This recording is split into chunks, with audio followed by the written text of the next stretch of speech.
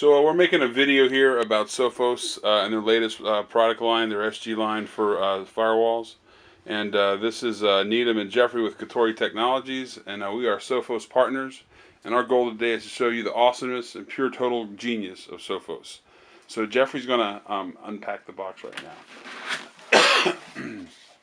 So basically this is a SG, I think this model here, Jeffrey, is a 330, an SG 330. This is the latest and greatest models of the Sophos line, of their UTM line. So inside the box, it's got the power cord, and whether you're U.S. or Great Britain or whatever, you'll have the power cord for you. Inside the box, we've got let's see, the quick start guide. We've got some pads if you're going to mount it on a shelf. We've got console cable, and we've got an Ethernet cable. Sophos always sips orange cables. So anyways, we're a pretty white box. Sophos is really branded on the whole white concept. So if we look at this unit here Jeffrey's pulling out, it's a standard 1U rack mount module that they've got. I'm just going to pull it out of the box here. And if we look at the front of this, you'll see we've got quite a number of Ethernet ports. We've got up to 7 jacks here. We go from all the way from, actually we have 8 E0, then we go all the way to 5 on the bottom layer, then we go to 6 and 7, then we've got some fiber modules that we have the ability to do. These are 1 gigabit fiber modules, and then we've got a communication port. So I want to take a few minutes and talk about firewall sizing. Most individuals, when they buy a firewall, they look at the specifications and they look at typically firewall throughput as the speed in which the device will be able to handle traffic. However, they don't look at things like antivirus throughput or ISP throughput, and these are things that really take up a lot of CPU and RAM utilization within an appliance. And the Sophos devices are really good, especially these SG models are really powerful. So you've got to really look at what your outbound, inbound speeds are and cross-network connectivity speeds are to really see what you're looking for. And a lot of times in this particular unit, the SG330, we've got a 20 gigabit per second firewall throughput. Now that is the throughput that the firewall will handle traffic, inbound and outbound traffic, that's allowed or not allowed based on the ACL. For example, if we had a mail server internally on our network, the fact that whether we allow or not allow SMTP traffic on port 25 and that traffic through, the firewall will handle that traffic at about 20 gigabits per second. Now, if we had VPNs, the system's got to also handle the SSL VPN tunnels and the encryption and the AH headers and everything like that. And so it'll handle traffic through VPNs right about 4 gigabits per second. IPS is the intrusion prevention system within the firewall, and it will actually, with the IPS system turned on, will actually handle and process about 6 gigabits per second. Now the biggest bottleneck is the virus scanning portion with most firewalls. This is what takes the most amount of traffic. As users are surfing the internet, the system is actively scanning the traffic for viruses and scanning images and all that's coming in. And so it's taking a lot of processing power to do that. This particular unit is at 1.5 gigabits per second. So you're going to get that kind of speed. Now this really comes into play based typically on your internet service provider speed or between your cross VLAN traffic if you're accessing web pages at other VLANs or at other clients' locations and traffic is coming through the gateway. It is important to understand that this number correlates to ideally what your suspected internet speed is going to be. If you're running a 10 megabit internet connection, 1.5 gigabits can be overkill. However, if you need the connectivity or anything like that, then this model will definitely be the one you'd want to choose. Most Sophos devices, we also have 2 USB cables inputs. These can be used for transferring files, configuration, things like that. An LCD to do other things like remote start the machine, see processing power, things like that, and we'll see that when we boot the machine up. A reset button to reset it, your power and your drive lights. If we look over here, though, the unique thing about the new SG model is that they've got the new module bay that we can add on other things. If we want to add on more fiber modules, more Ethernet modules, 10 gigabit Ethernet module. And so what we're doing this project for is for a client, and we're going to have 2 10 gigabit Ethernet modules. We're going to hook up to a Nexus switch. And so if we turn around in the back,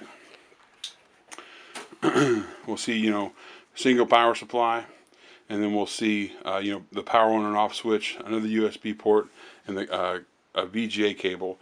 Now, the unique thing about Sophos devices is that they are actually Linux boxes, and they run Linux in the background. It's proprietary Linux that Sophos runs. Go and turn it back around, Jeffrey. And you're actually able to hook a monitor and keyboard up to the device and see it. And so if the system fails on you, you're actually able to just reflash the system with an ISO drive. You plug a small DVD drive in it, keyboard, and a monitor, and you can reprovision the system. This is also how you'd use to reset the system. So we're going to go ahead and get it set up and then show you that next. All right, so Jeffrey's going to go ahead and power it up and plug it in. You can see what happens when he flips the switch in the background. See the lights power up. Zoom in a bit on the LCD there, focus a little bit. Anyways, when this guy fires up, you'll actually hear it beep 3 times to let you know that the system's powered up and ready to go, and you're ready to start managing it. And so that'll be the next thing that we do. We're going to go ahead and plug in to LAN port, which is Ethernet 0. We'll plug that guy in and make sure we got connectivity. Waiting for the lights. I've got my link light, got my connectivity light. Look like we're pretty good. We've got the other side just connected directly into the computer's PC. We're going to go in and have to edit our network settings. The first thing we're going to need to do is change our adapter IP address to match the same subnet mask that, or the same subnet that the UTM is actually on. The default IP address for the UTM is 192.168.0.1. We're going to use .222 and just make sure you're in the 24-bit subnet mask. So 255.255.255.0, and that'll get you where you need to be. And we don't need a gateway or DNS or anything because we're not getting out to the internet quite yet. So we're going to hit OK. Now some of you might be wondering, am I still able to get out to the internet with that setting? I actually am, because I have a firewall and I have a wireless internet connection, and then I'm using my wired connection on my laptop to get connected to the UTM. So that's what I'm doing. Again, easy way to configure those settings. So we're going to go here to a tab here for Google, and we're going to go https://192.168.0.1:4444. 4444 is the default for the Sophos UTM. Use that. You can change that if you want, but usually keep it the same. If you need support from Sophos, typically they're going to need you to stay on 4444, but it's totally up to you. So next we're given our options for a host name. We're going to call it router. I'm going to make it really simple. And we're going to call a company and organization Acme Inc. And then the city, we're here in Goose Creek. And that's in the United States. There you go. And the admin password, and I'm just going to make this 123456, just for a simple 123456. Now, of course, you should have a better password than 123456, but this is just for the purpose of this tutorial. And this is going to ask for a password or a email address for the system. Now, wondering why you need an email address? This is what the Sophos device will use to email you in the event that there's a new service update or something going on with the system that you decide to be alerted about. So we're just going to put in here alerts@domain.com. Okay, just whatever you want to call it here. I'm going to scroll down. Here's a license agreement. Yes, we agree to everything. You know, make sure you read through everything. Yep, I read it all that fast. Amazing, right? I am a speed reader. No, actually I'm not. Anyways, perform basic system setup. We're going to do this. Now, one thing it's going to do is it's going to ask us some questions to kind of configure the UTM the way we want to do it. So again, trying to configure it right out of the box how we want it. The first thing it's going to do though is it's going through and putting this information in for us, and then we'll be right back with the next step. Okay, we're back. Now again, Google Chrome is asking us that's not a secured SSL certificate. We're going to click Advanced and click Proceed. And then here we are at our web login. Now notice 4444. If you're using the SSL VPN feature, you won't use the 4444 and use the default SSL port, which is 443.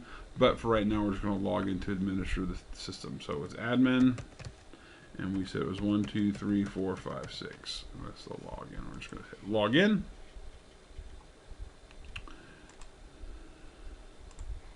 No RoboForm, I don't want you. So here it says here, congratulations on your new UTM purchase. It's the first time it's been configured.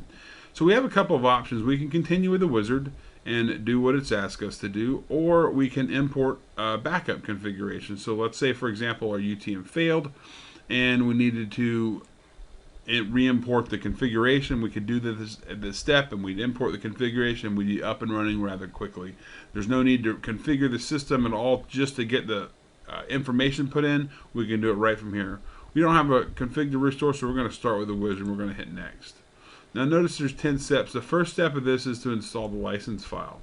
So the license file I've already downloaded previously. You'll get that from logging into myutm.sophos.com. You'll have to create an account there. Once you create the account, then you're going to download the license file and then install it here. And so we just select the .license or license.txt file, and we'll start the upload. And then down here we have to scroll down, and then it's going to ask us do we want to keep the existing settings, and of course we do, but we don't want DHCP. We've got an internal server that's going to give us our IP addresses, so we don't want to mess with that too much. I'm going to hit next, and this is going to ask us what our WAN connection is, what port. Now by default ETH1 is the WAN port. You can change it to whatever you'd like, but by default and on the interface of the Sophos it already says the word WAN, so I'd suggest you keep it here. And this is the uplink type. Are we going to connect directly to a DSL modem or DSL connection where we have to supply authentication? Are we going to use a Ethernet connection with a cable modem or some other provider to give us dynamic IP addresses, or do we have a static IP address? If we're using static, we'd put that IP address in here in the subnet mask and put that information there, and then a DNS forwarder IP.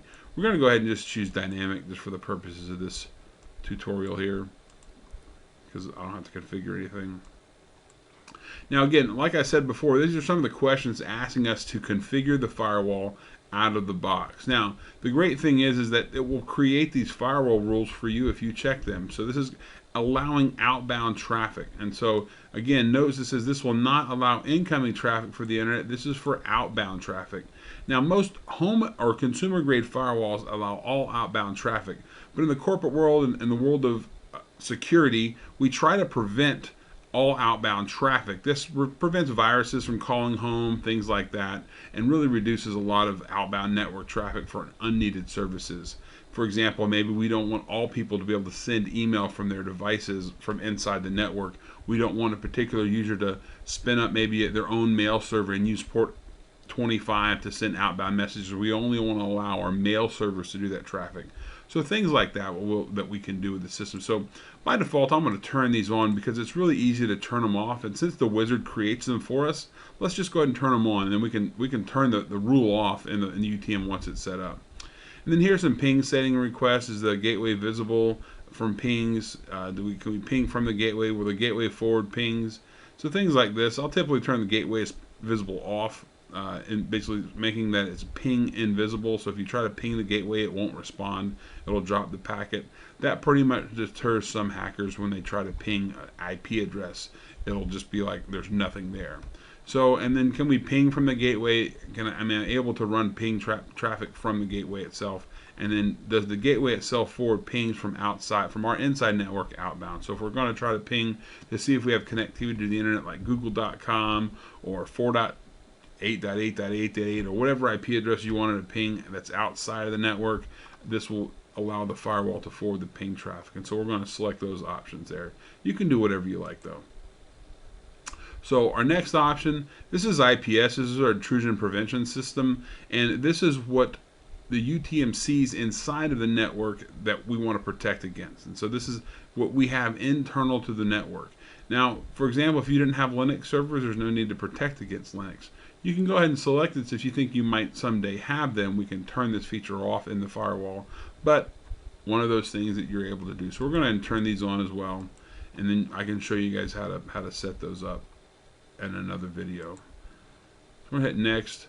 And this is application control and network visibility settings. Now this is a really great feature because this is what actually allows the UTM to look at the traffic and see what's happening. This will allow us to prevent or bandwidth control applications like Facebook, YouTube, any P2P sharing applications, application categories, whatever we wanted to kind of control, manage, block, whatever we want to do from an application layer 7 portion. This is what we'd be able to do here. So we want to enable network visibility. Now this does not block anything. This just shows us what we're able to, what patterns that we're able to see. So we want to go ahead and enable that.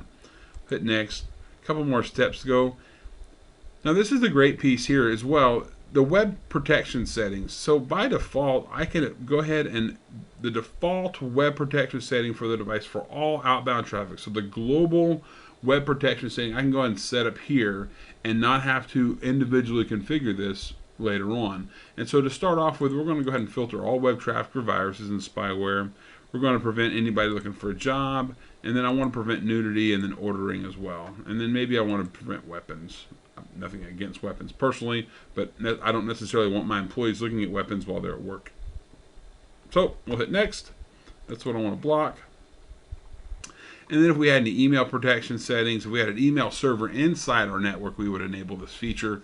This feature, again, we're able to scan POP3 messages. Outbound is a POP3 proxy. Then we can do inbound SMTP relay. Again, the Sophos UTM can act as your spam service, and so we can receive messages and then it will quarantine them. We don't have a mail server internally, so I'm going to leave that turned off. Next. Now this kind of is our summary. Thank you for setting up. So this tells us what our internal IP address, how our uplink interface to the internet set up. We're not enabling our DHCP server, our firewall settings and everything. So if all that looks good, we'll go ahead and scroll back down and we'll hit finish. Now this is going to go through the process of setting all the rules up for us and then get us logged in. So you can see we're logged in pretty fast. This is the dashboard screen of the UTM. So the system is pretty much set up. If you plugged in your Comcast or whatever internet provider into ETH1, you would then be connected to the network, and then you would be outbound and ready to go. Now we're not connected this way, but just let's say we were. So from here, what we're able to look at is, again, this is just the from here we're able to look at the settings. This is just the dashboard for the system. We're going to go through here and take a look at some of the settings we set. So one of the first things we did was we were able to set up the firewall rules automatically. So let's look at that real quick. So under network protection, we'll go to firewall, and then under firewall we've got DNS traffic we want to allow from the internal network. What service are we allowing DNS? Any is we're going anywhere we want to go. Now, I don't like this, any of these rules with any I don't like by default. I think Sophos should probably allow this for internet, but by default they say any. We can make these changes later in another video. So we're going to allow terminal server applications. Now the great part about this is that when you go over these services, the UTM actually shows you all the services that are there. You don't have to open the rule to look at it. You can just scroll through them and see what the individual services are, and then if this was a network group, this will tell you what other networks are in this. So, and then it tells you added by the installation wizard, so this tells you who did it. So for example, let's say we wanted to look at the individual rules for rule number 2. This is position number 2, so this is the order that they're in and the order that they're applied from 1 and then all the way down. So if I allowed something here and denied it here, it would then be denied. So let's go ahead and hit edit here on the terminal server applications, and you'll see it brings up this nice window. I can edit from any one of these and it changes the rules here for us. So this is really user intuitive. Now the really good feature here as well is that if I have a group or any sort of grouping that the Sophos has as a group, I can double click on this and actually open it from here, allowing me to manage this group quickly. I can add more services, I can take away services, save the group, When I save the group, then it's updated here and everywhere throughout the UTM. So really quick, easy to manage the environment. I can change the position. If I wanted to move this to the top, I could. If I wanted to group it, I could create a new group and then put all of my rules, let's say for a particular service or a particular VLAN, in a group, and then see them up here by that. And then we've got our advanced settings here. If I wanted this rule to apply only certain times, I'm able to do that. I can build my own time periods. If I want to log the traffic, this is what would then go into the logs of the traffic. I would have to say Sophos has done a really great job in the logging portion for the UTM. If there's anything you want to know, you can pretty much find it. And then if I was going to limit this to a source MAC address, I could do that as well. So we're just going to hit cancel because we don't want to make any changes. Those default rules are good. So another setting that some people may not understand is the NAT and the masquerading portion of this.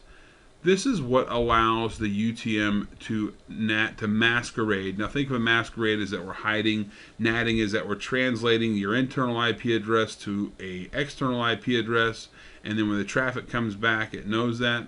Well, we have to be able to tell the UTM that we want to allow which networks to allow to do this. And again, this rule is created by default, but if we create other networks on the UTM that we want to allow outbound, we'll have to make that. We'll have to add those here as well. So for right now, the internal network is here. Now if we had multiple network connections here, we could specify, if we had two WAN internet devices, we could specify the existing uplink connection. So if it failed over, it would then use the failed over connection and we wouldn't have to create multiple rules. So that's one way to do that. And then currently we don't have any NAT rules in here, so you see that. So that's it. You should be connected and online now, and everything should be good to go. Thanks a lot for watching. We appreciate it. If this is something you like, go ahead and like us down at the bottom. This is Needham again with Katori Technologies, and if you guys by chance need any help with the Sophos UTM or looking for a better opportunity to manage security, then give us a call here at Katori. Our phone number is 843-553-8800. Thanks a lot, guys.